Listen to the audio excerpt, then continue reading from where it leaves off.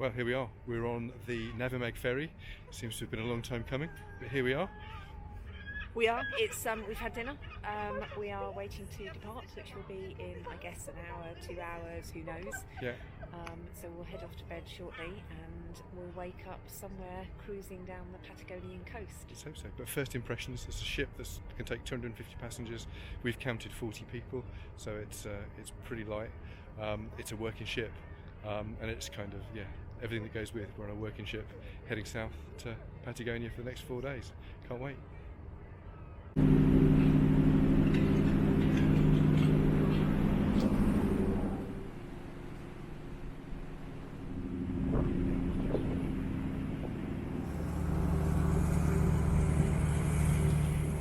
End of day one.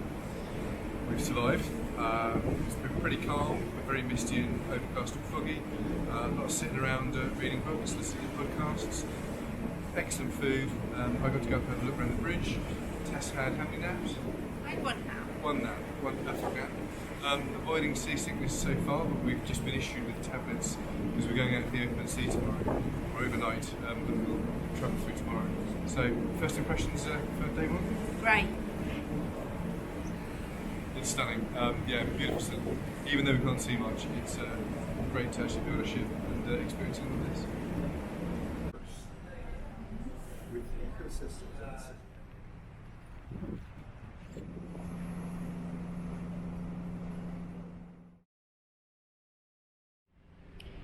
End of day two. It's been a really good day. Lots of sitting around, but some pretty spectacular sights. We saw a shipwreck from 1960s. We've been through the English Channel, the narrow bit. It's not the English Channel that we remember, but it was a really narrow bit of water. Some slick driving by the captain, and really spectacular scenery, just fjords. And it would be nice if it was really sunny, but actually there's something really evocative and stunning about this kind of mist. It's quite chilly. You can see snow on the tops of the mountains around us. It's a really wild, desolate, fascinating landscape.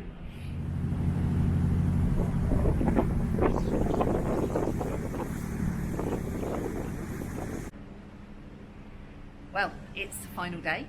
We've just had lunch, and we are due to arrive on time at about 4:30. I think it's been quite stupendous, isn't it, really? It's been really cool. The weather has been a bit variable. It's been quite misty, but that's created a drama, which has been good to see, and quite remote and it's quite magical terrain. Seeing all the hills and the mist across the top of them.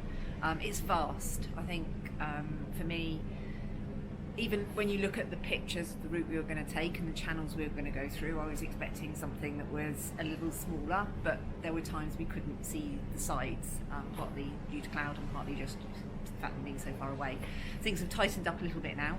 You can see land behind us, which is quite nice to have something to look at. The photos don't do it justice. It's just sky and rock and mountain, but there's waterfalls, there's dolphins, there's seals. It's just breathtaking. We feel, I feel like a visitor in nature, and it is quite humbling to visit a place. Really, some sobering stuff. Today we looked at a piece of land, and the captain just pointed it out and said there was a glacier there 20 years ago, and it's just rock now, which is quite sobering. But then we have seen wildlife. We've seen the dolphins and we've seen the seals and the birds, and it's been a break from the world. Yeah, it's been a real treat to go somewhere which is so uninhabited and so rarely visited. So next stop, Torres del Pan. But until then, signing off. We're actually going to the Pingo farm. We are. Before Torres del Pan. We're going to a ranch next. The last 3 days cruising down the west coast of Chile through Patagonia, a special once in a lifetime experience.